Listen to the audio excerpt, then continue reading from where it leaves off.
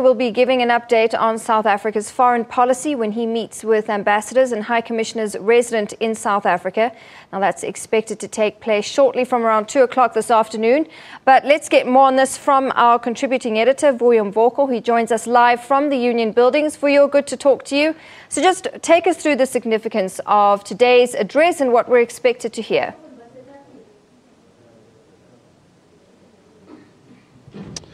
Well, we would have wanted to be a lot clearer than we are at the moment, but neither the Department of International Relations nor the presidency would, as they put it, second guess what the president would like to say, except to say it's a whole range of issues. Some of them, we are told, there are some diplomats who aren't quite or entirely happy with the way South Africa sort of handles the whole China issue, some of them going as far as actually suggesting that South Africa is really keen to just, have its share and without really,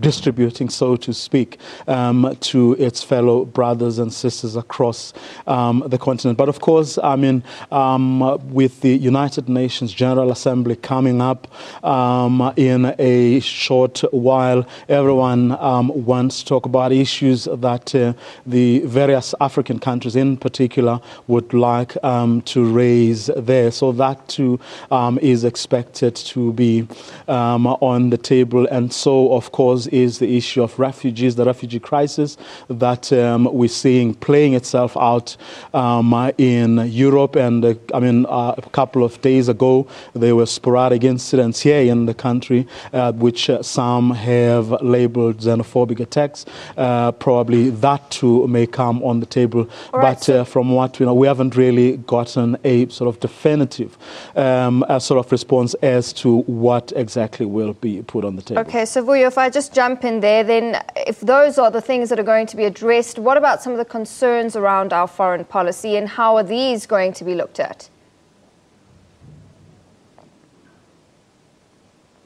It is, it remains a big issue, and especially, as there has been some confusion over the last while between statements made or attributed to the ANC, the chairperson of the ANC's International Relations Committee, and whether what he has been saying actually reflects the thinking within government. We've seen ministers saying some of those issues have actually not been tabled. Certainly they are not issues that the government is currently talking about. So we can, I think, reasonably expect people to raise those issues as well.